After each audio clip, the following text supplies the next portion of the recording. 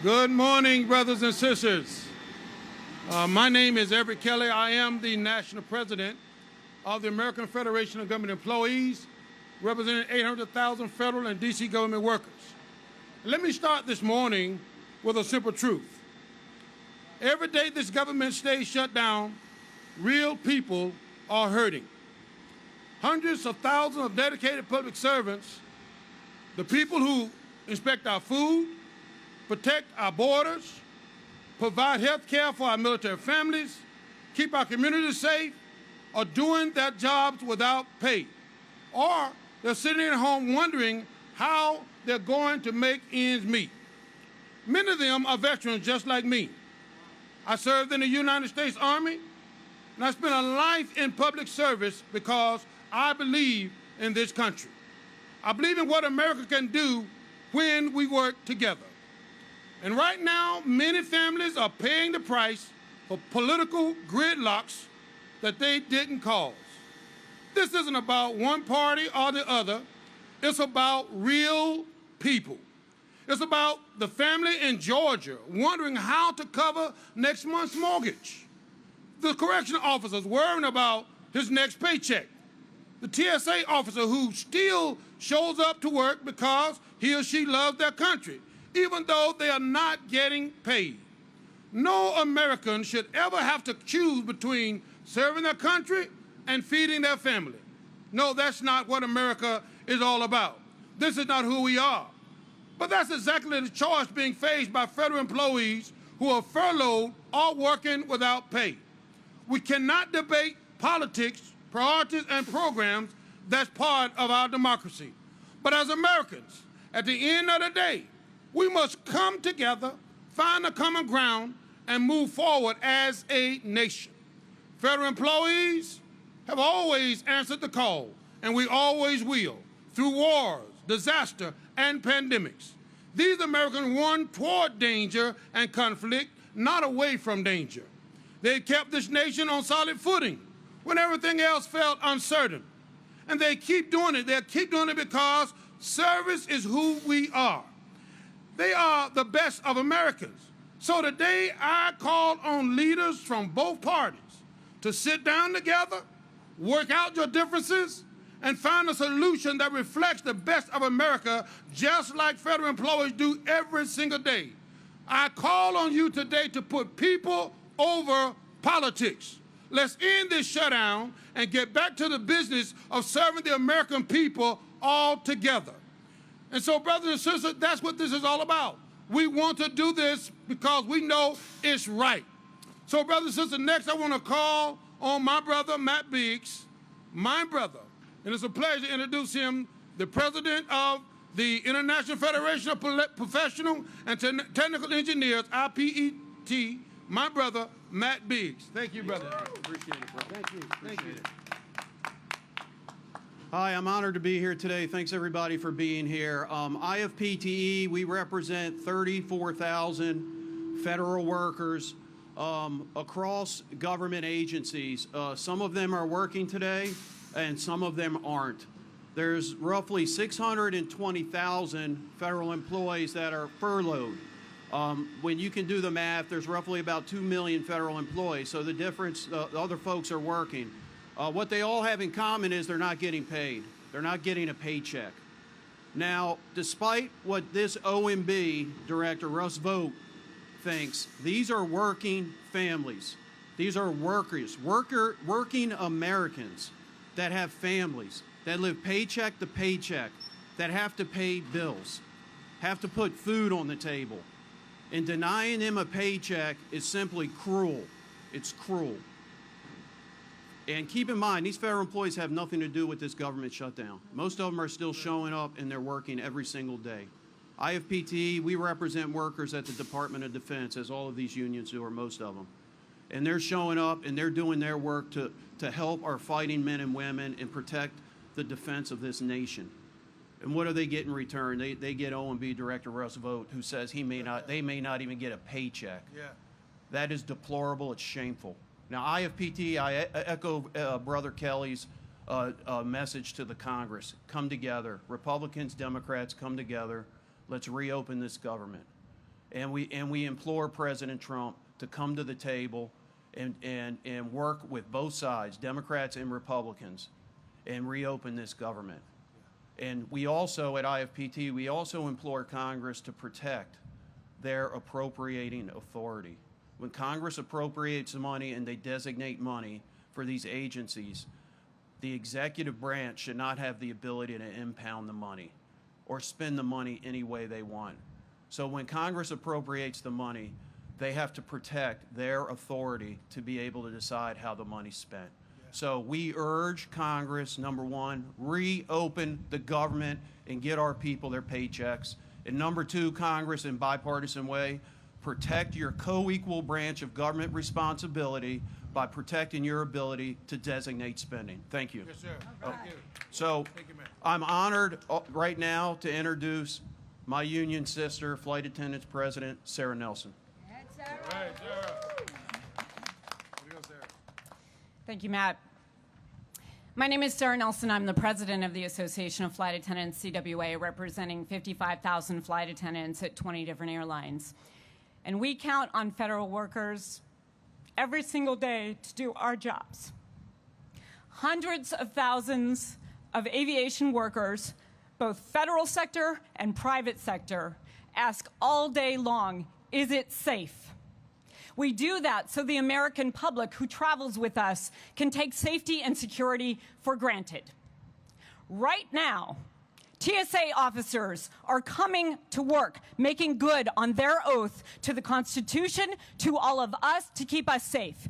Air traffic controllers are coming to work, making good on their oath to the country, just like they do every single day, understaffed and under-resourced by this government. They are coming to work under an increasingly unsafe scenario, because in safety we know that the first rule is to remove all distractions in order to keep things safe. What could be more of a distraction than not getting a paycheck? Not knowing if you're going to be able to keep your family in your home. Not knowing if you're going to be able to buy that insulin that you need to keep your child alive. Not knowing that you're going to be able to make good on what the people who count on you and love you need you to do. In all of our communities, all across this country, this is not just about Washington, D.C. Federal workers serve in every single one of our communities around this country.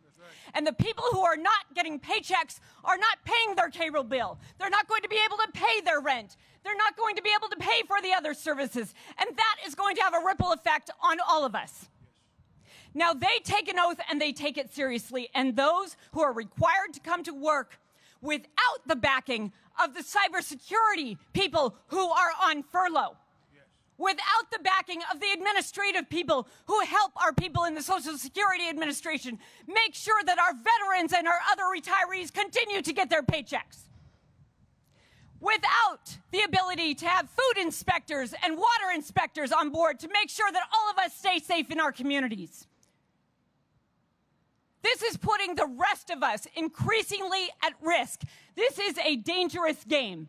And the oath and the commitment that these federal workers are showing to all of us right now is something that Senate Majority Leader John Thune should emulate, not exploit. This is not a political game. We have two crises before us, a dismantling of our healthcare system and millions of people about to lose their healthcare, and federal workers who are going without work and without a paycheck, or at work and being told that they won't even get back pay in violation of the law. Both crises can be solved with one vote. And we call on the Senate Majority Leader to work in a bipartisan fashion, and all members of the Senate to bring us to a resolution to solve both crises today. They have the power and the ability to do that, and they need to act like the federal workers who stand up for all of us and keep us safe in our communities. Flight attendants stand with them. We stand with all federal workers. We stand for our Constitution, and we stand for the principles that are in this country that is first and foremost about making sure that in our communities we remain safe with solidarity for everyone around us. Thank you very much. And now, let me just say, it's not just flight attendants. It is millions of transportation workers who stand with federal workers in this fight for justice. Greg Regan is the president of the Transportation Trades Department, representing millions of transportation workers. Greg. All right, thank you. As Sarah mentioned, I'm Greg Regan, president of the Transportation Trades Department, AFL-CIO. We represent 39 unions across all modes of transportation, public sector and private sector. And Sarah did an excellent job of highlighting the problems and the risks associated with aviation and what happens there. But this is about safety and about project delivery across the country. Every single American that relies on our infrastructure system, on our transportation, is being affected by this, by ways they understand and that are obvious, and ways they may not see. We're talking about delays of projects of national importance, like Gateway, that is the busiest rail corridor in the country. We're talking about massive planning projects that are being delayed. We're talking about safety inspections, not just the TSA workers and the air traffic controllers and the safety specialist inspectors. All of those are being impacted negatively, but also railroad inspections, also transit projects. The American people and the workers who keep this country running are being held hostage by a political dispute, by a petty political dispute that they have nothing to do with. This is entirely vindictive, and the only victims are going to be this country. We've all seen the reports. Every single time we go through this stupid process of a shutdown, how much the American taxpayers lost because of the shutdown. It costs us money just to restart everything. It is a drain on our economy. It's a drain on our safety. It's a drain on the people that live here. So we need to put this to an end. Get serious about negotiating. Get serious about solving problems. Get as serious as the federal employees who are out there every single day going to work with the uncertainty of not knowing when they're going to get paid. We need the members of Congress to do the exact same thing and get serious about putting our people first. Putting federal employees first, putting taxpayers first, putting safety first. All of that is at risk right now, and with every second, every minute, every hour that this goes on, we put all of these systems further at risk. So get serious. Get to the table. There is a solution right in front of us.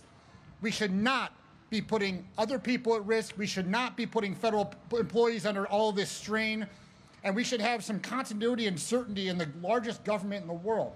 We are the richest government in the world. Let's act like it. Let's start actually doing our jobs.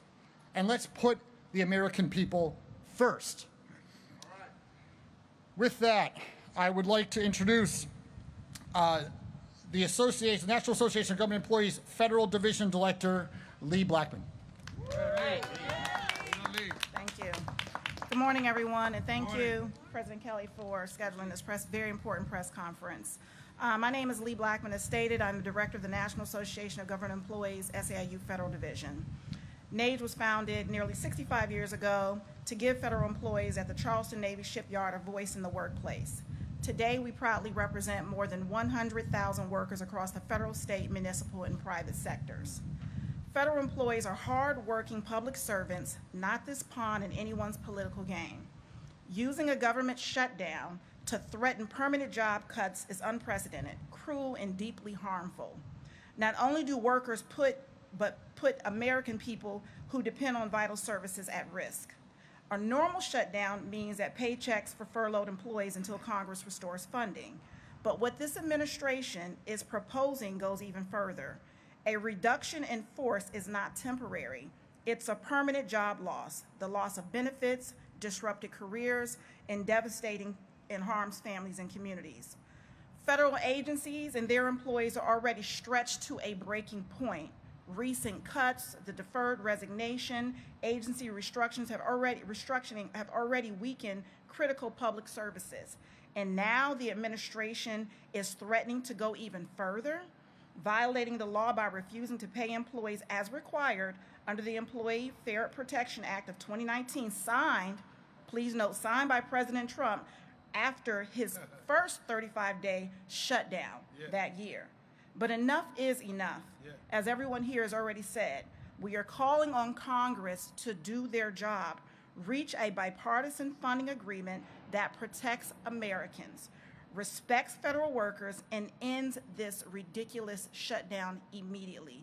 enough is enough. We've seen enough of this. So the men and women who serve this country every day deserve respect, stability, and fair treatment, not this political punishment. So thank you very much. And with that, I'd like to, of course, introduce the Assistant General Counsel, President of Government Affairs and Political Action, Chris Blue Bartley.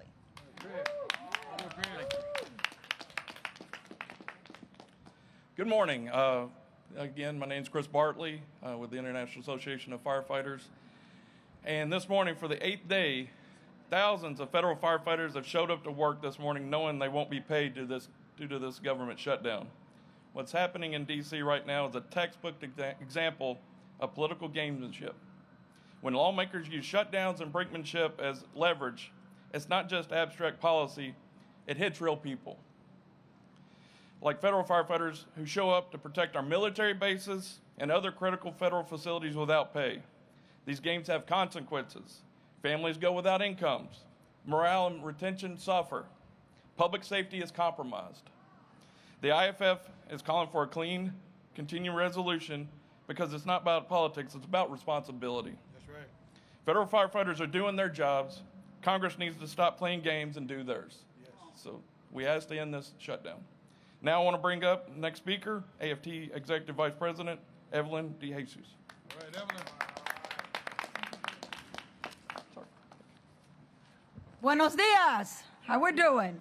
My name is Evelyn De Jesus, and I serve as the Executive Vice President right next door at the AFT, whose 1.8 million members, including the leaders here with me today, work in education, healthcare, and public services, and we also have federal employees in all 50 states and in Puerto Rico. And I'm also National President of LACLA, and I want to say that, make no mistake, we've heard about the safety issues. We heard about the firefighters. We heard about how can we make America safe again? Yeah. So let's be clear. Make no mistake, Republicans shut down the government because Democrats would not agree to take away health care for millions of working people and families, raising their costs. Democrats voted to fund the government, not to defund health care.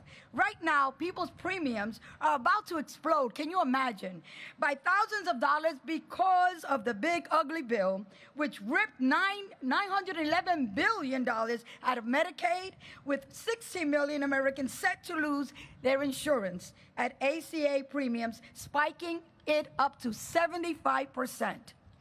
Republicans, they control the House. They control the Senate.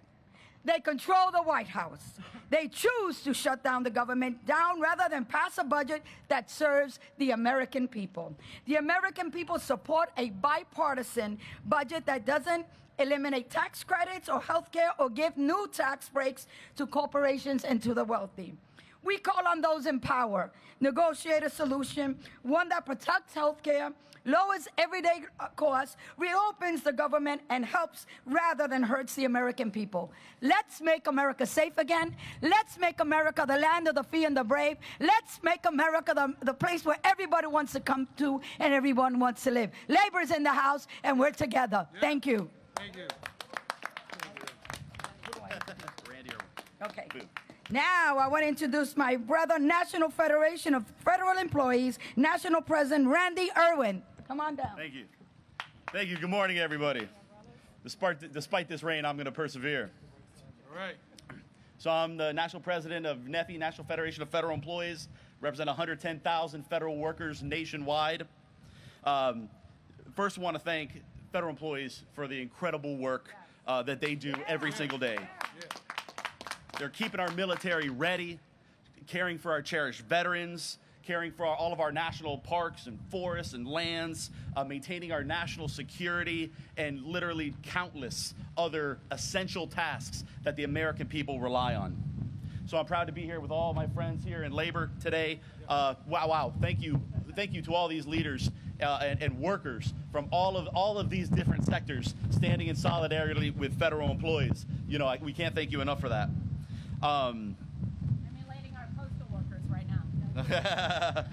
So our hardworking civil servants and the American people who rely on their work every day, they deserve better than what they are getting from their elected leaders in this country right now.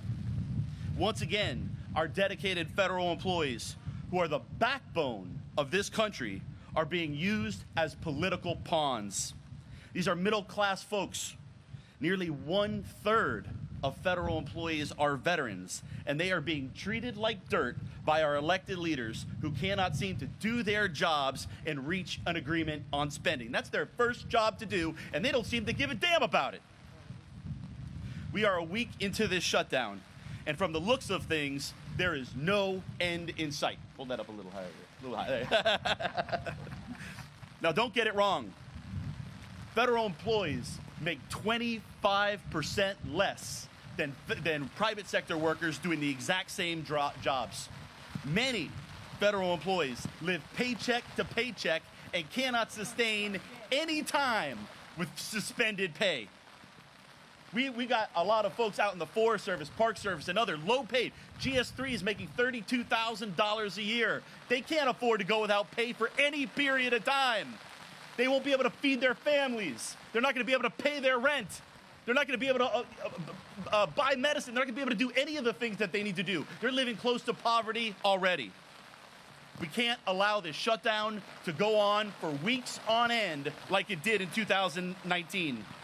Now, to make matters worse for federal employees, just days ago, the Trump administration directed agencies to consider widespread firings due to this shutdown. Now, the law is very clear. This administration has no new authority to engage in mass layoffs because of a government shutdown. This means that the administration is doing one of two things. Either they intend to violate the law, okay, and when the president violates the law, he's violating the Constitution. Article 2, Section 3 says he must faithfully execute the laws of this country. So he intends to either violate the law or he was just grating, frightening, antagonizing hardworking federal employees whose only crime is caring and wanting to work for the American people. Right. It's despicable.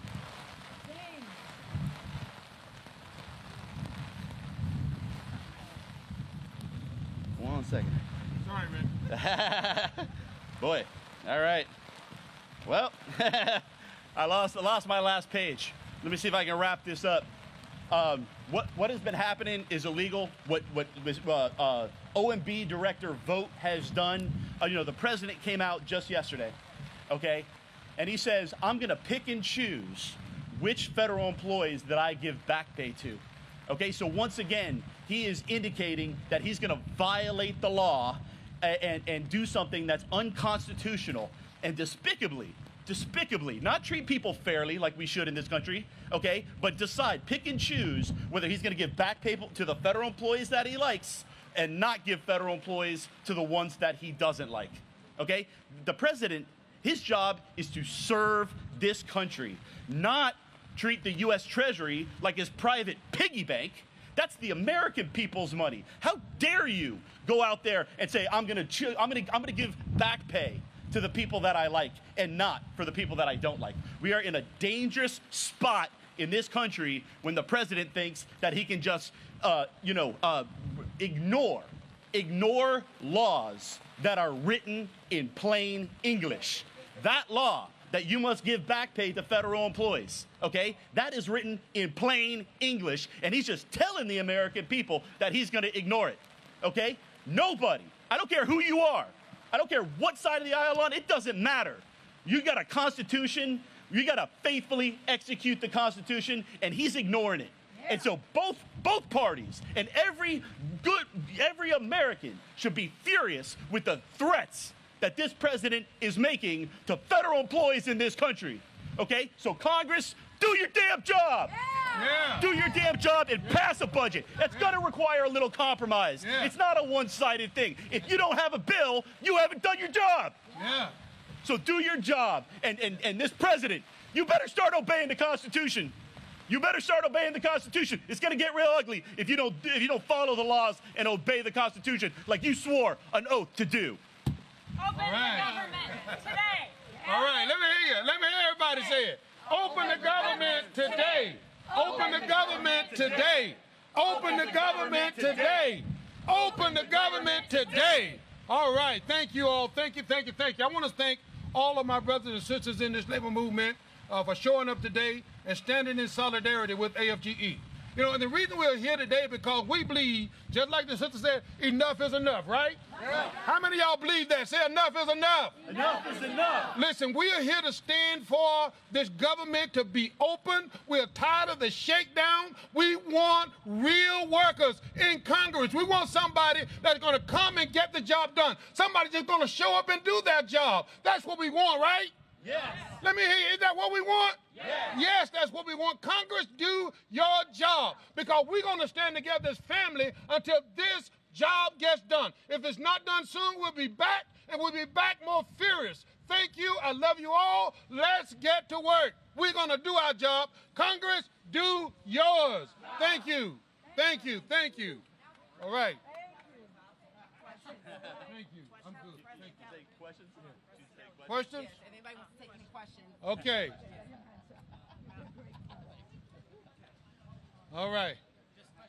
Any message for people in Virginia? I've represented Virginia publications. About how they can respond to the shutdown. And just any Virginia-specific comments. Elect the right leader. What do you mean by that? What I mean, when I elect the leader that's going to stand for working America. Who would you say that is? I tell you who I endorsed. Who's that? Bamberger. Why is that? Because she stands for working people. She believes in it. You think she'd do a better job handling the shutdown? I think she would. How so? I think she would stand for working people. I think she would speak up. She wouldn't sit down and just hope that things get better. She would get out there and make things better. Okay? She was the most bipartisan member of Congress. She would, if she were in charge, there would be no shutdown. What are your thoughts on folks who think that Democrats should use the shutdown as leverage to get some sort of assurances or concessions for Republicans versus just trying to end it as quickly as possible? My only concern is this. I represent 820,000 federal and D.C. government workers, and I want to see them get a paycheck. That's my question. That's my answer. What are you going to do about if the president does in fact fire people and not get people back there? We think that's illegal, and we will fight him in court. Absolutely. Have you considered suing him preemptively, like you have in some We other cases? we have. And are you going to? We have. Considering it. Next We're- question. For the back pay. Okay? Absolutely. Yes. Absolutely. Yes. Maybe I misunderstood your question. I'm sorry about that. Okay? Generally, the Democrat argument that there has to be an extension of Obamacare tax credits, do you think that is a valid argument to, I guess, in a way, continue the shutdown until Republicans compromise on that? You know, I think that every American have a right to health care. I am not here to discuss health care. I'm here to try to get 820,000 people paid, right? And provide the services for the American people that they deserve. Anybody else that you want to add something, Randy or Matt? Yeah, please feel free. Yeah, no, I mean, it's a critically important issue, no doubt about it. It needs to be addressed. Yes. At this point, yeah, it's Touch the mic, Matt. healthcare and the ACA credits are critically important. And like Brother Everett said, we want everyone to have health care in this country. Right now, however, our members aren't getting a paycheck, and we need to get our people back to work. And we also want the health care addressed, no doubt about it. It shouldn't be an either or. I'll just say that. But top of the priority list is we need our members back to work. And again, these are working families. They live paycheck to paycheck, just like all of us here. They have children. They have to put food on the table. They have to pay mortgage. So we need to get our people back to work. That should be the priority. Thank you. Yes. The Republicans and Democrats could reopen the government now if they passed a bill that was continuing funding levels and continuing resolutions. You're saying healthcare is a separate discussion, but the reason that we are shut down is because Democrats are asking for healthcare. What I'm saying is simple, right? Open the government, come and sit down and have those discussions and resolve those differences. But open the government so that the American people can get the services that they deserve, and the people that I represent can get their paycheck and pay their mortgages, take care of their children, buy their insulin, buy their medication, whatever they need to do, because they're just like the rest of America. 65% of America work from paycheck to paycheck, and the people that I represent is no different. So we want to make sure that they get their paycheck so they can live. Okay, but the way that it's being paired is healthcare and reopening the government. Are you saying they got to do both, or you want to just see them reopen? I'm saying very simply, okay, very simply, that they can reopen the government now. I think they should. I think they should open the government today, okay, today, and whatever that entails, because people are suffering, okay, and the federal employees should not every 6 months be used as political pawns. All right, next question. But to her point, if I may, because I want to get to that and be crystal clear, are you saying put the healthcare stuff aside and just get us open and then negotiate later? I'm saying open the government so that employees can get the pay that they deserve, the American people can get the services that they deserve, and then come together in a bipartisan way and discuss whatever you need to discuss to get a budget. But they can't open the budget till they, or open the government till they decide on the continuing. I think they can open the government today. I think it's a choice. For those here, have you heard anything concrete when it comes to reductions in force? It's been something the president's been talking about, but then says, I'll let you know in 3 or 4 days, and then that timeline will get extended. Like, have you heard anything concrete yet? Look at the president's budget, because the president right now, his agencies are implementing his budget. So if you want to see where they're planning to do reductions in force, look at his budget. At NASA is a good example. Yep. Everett and I, we did a big event up at there in space to try and bring transparency to that. This president wants to cut NASA's science budget by nearly 50%, cut the Aero budget by almost 40%. They are implementing that budget right now illegally. This is why I talked about impoundments. Illegally. If you just look at his budget, and you'll see where they want to riff folks. Yeah. Yeah, and that's a It's a budget request. It's a That is request. not a. It's not law. Yeah, that's a budget request. It's a request of Congress to fund programs at the levels that the president is asking for. But that is not law by any stretch. That is not has no force law. It is a political document more than anything else. And I do want to add also, I think it's a really sad state of affairs for the U.S. Congress that the only point to try to actually solve real problems is under the using the federal government and a shutdown as the leverage point.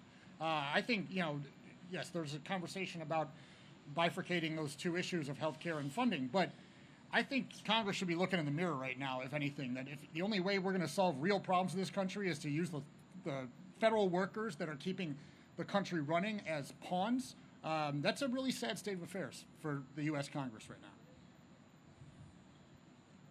And just so the record is straight, I'm not here to say that Democrats should fold or Republicans should fold. I'm saying that both of them should come together, resolve these issues, and open the government today, because they can. Okay? The American people, and in closing, it should just be clear what the message is. People are hurting day in and day out. Right now, families are coming to the table, looking at their budgets and seeing what they can do without. And sometimes that means looking at, okay, do I pay the electric bill? Do I pay the mortgage? Do I let my car note go? Or do we buy food for our children? And the congressional leaders who are, in fact, getting paid during this time, while the American people are not, to President Kelly's statement, they need to look at themselves in the mirror and determine what's important. So put the differences aside, come to the table, do your job, don't recess, work until the 11th hour and get the job done and make those compromises. Last question. You guys have filed a lot of lawsuits against the Trump administration. Can you just talk about the effectiveness of that strategy? Like, do you feel like you're having wins that you want more people to know about, or how do you feel about the role you're playing in protecting federal workers? We have filed several lawsuits, and we're winning those lawsuits. But I have my general counsel here. Let me let him come tell you, what's happening with the lawsuits, because they are winning. Okay, this administration is going rogue, and they are going to pay for it. Okay, Rashad, he wanted to know some things about the lawsuits. Sure. We get your name and title. Sure, I'm Rashab Sanghvi. I'm the general counsel of AFGE. Yeah, I guess my question is just like, you filed some lawsuits. Like, do you feel like you're being successful at using that as a strategy to defend the rights of your members, or just how are you thinking about this strategy defending the rights of your members? I think we've been very successful, right? I think many of the lawsuits we've filed have resulted in the rescission of RIFs that haven't been reinstated. You can look at our probationary employee case, along with the state of Maryland had another case. It resulted in the reinstatement of several thousand probationary employees who were not then terminated. So we believe that the lawsuits are having an effect not only in sort of tangible relief that has helped our members, but also in highlighting the egregious nature of what the administration is doing. And we believe the courts have highlighted that as well in their decisions. So. Doesn't seem like they're letting up. So is this the strategy is to keep filing lawsuits, or is there any kind of escalation in tactics? Like I don't know what the thinking is. I mean, I can only speak from our office's perspective in terms of, we'll continue to file lawsuits when they act unlawfully, right? We're going to vindicate our rights just like any other American, right? So. Gotcha. Understood. Thank you. All right, we gotta wrap. Thank you, guys. Okay. Thank you, Randy. Good job. Some circumstances there a little bit. Hey, you're ready to hang in there.